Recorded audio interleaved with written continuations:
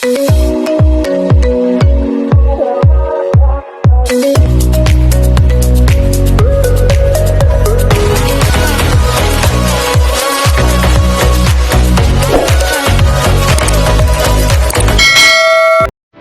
bake banana chocolate chips muffin. Ingredients are on the list. Hello dear bakers! So it's been a busy month for me, so kunin na lang ako ulit nakapag-bake at ngayon na lang ako ulit makakapag-share sa inyo ng mga bagong recipe. At ito ang number 1 ay ang aking banana chocolate chips muffin. Another must-try recipe na pwedeng-pwede niyong gawin. Super quick and easy muffin recipe lang siya. So here are the ingredients that we need. So first we need a 3 large banana. So overripe banana siya, minash ko na.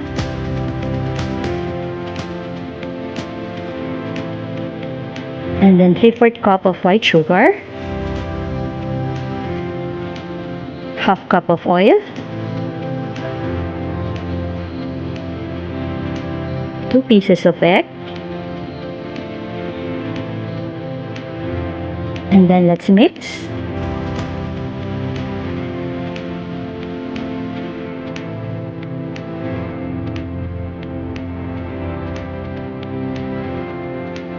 Add 1 teaspoon of vanilla extract. Let's continue to mix until all the ingredients are combined.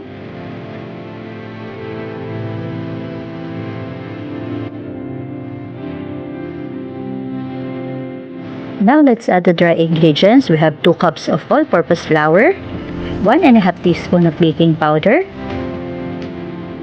1 teaspoon of baking soda, 1 teaspoon of salt, 1 teaspoon of cinnamon powder, and then let's continue to mix again until all the ingredients are well combined.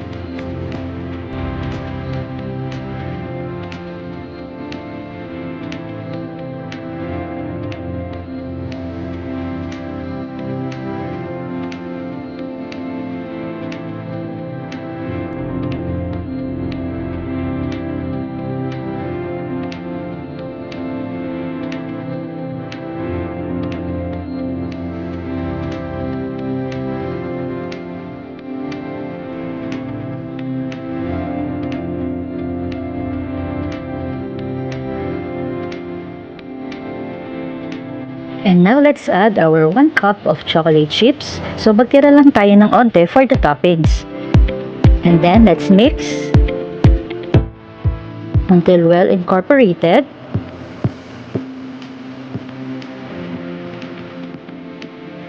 Ayan, so as you can see, napakadali lang naman din sundan na ating recipe.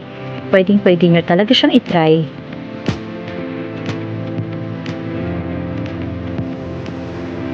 And then, ayan, i-mix lang natin siya.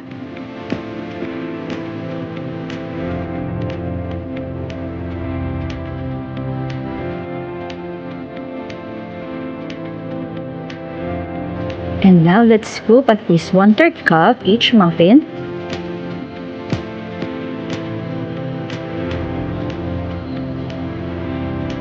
So, na-prepare ko na ahead of time yung ating DIY na muffin liner. So, I just use yung parchment paper. Ayan. So, continuous lang siya. Same process. Scoop at least 1/3.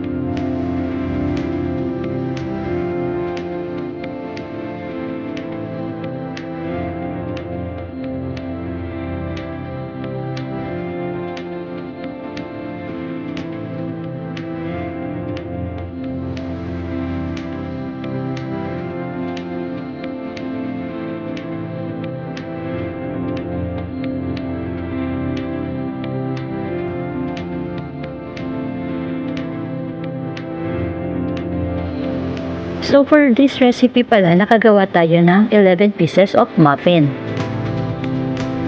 So pwede nyo namang dagdagan yung inyong chocolate chips if you want to make it more chocolatey. Pero tamang-tama na rin yung at least 1 cup lang na chocolate chips. So enough na rin yun, and then yun the rest for the toppings.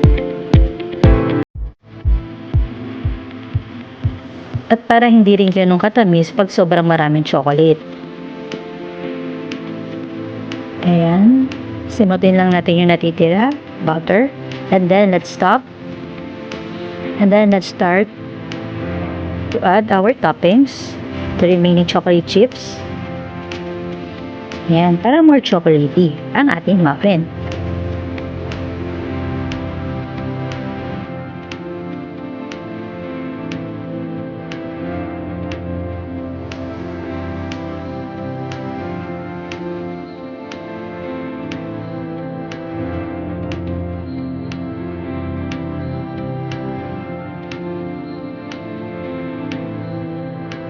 And now let's bake in a preheated oven at 170 degrees Celsius for around 25 to 30 minutes.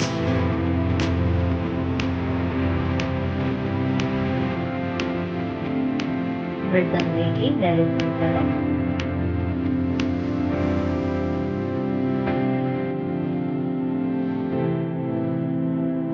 And we're done! So, ready na ang ating banana chocolate chips muffin. And now, let's start to arrange.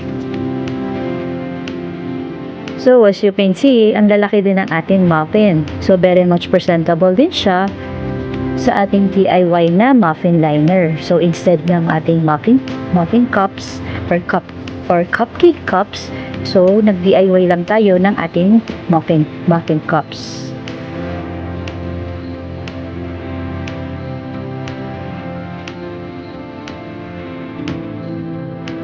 And ready to serve na ang ating banana chocolate chips muffin.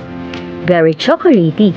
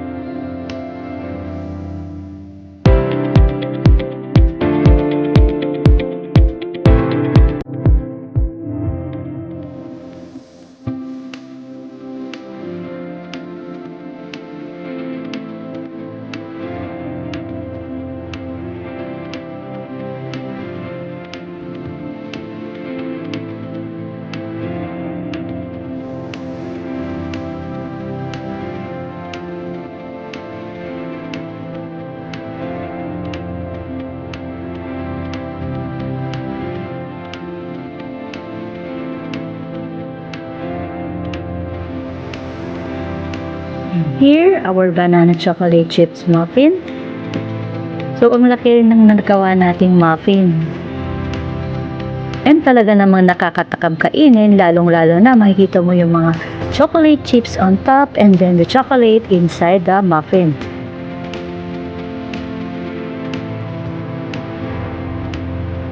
So, if you look,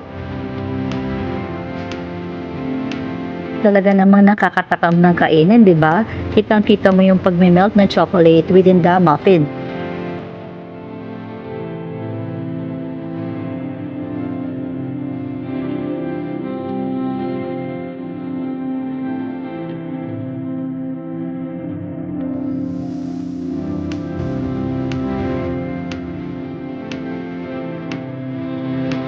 So, as you can see inside, very chocolatey din. At kitang-kita mo rin yung bits ng banana. So, ready to serve ang ating banana chocolate chips muffin.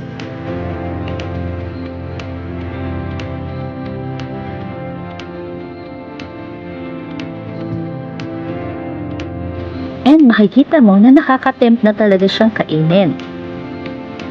Sobrang moist and very chocolatey.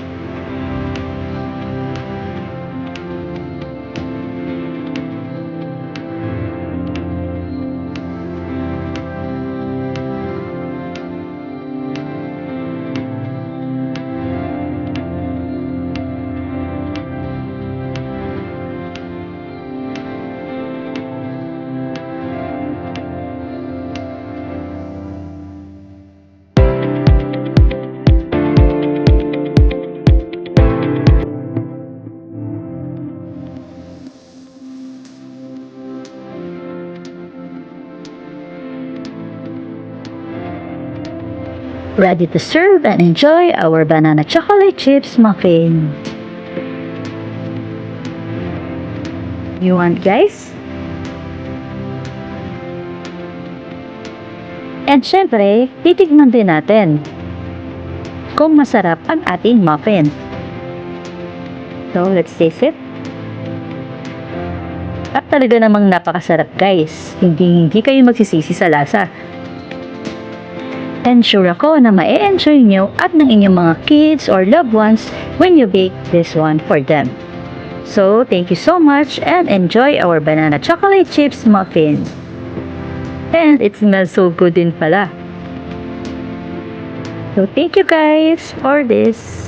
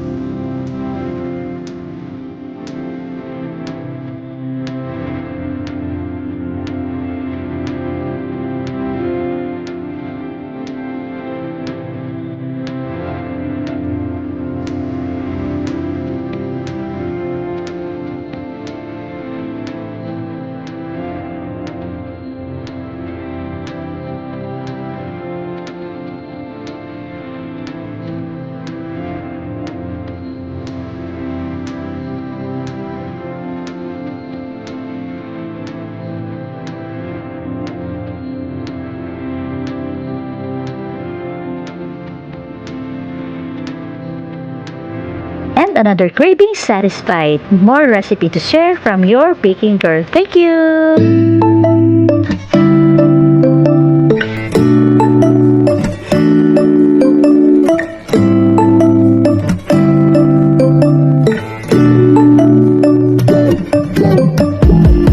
When I wake up, I feel cozy, yeah. Can you hold up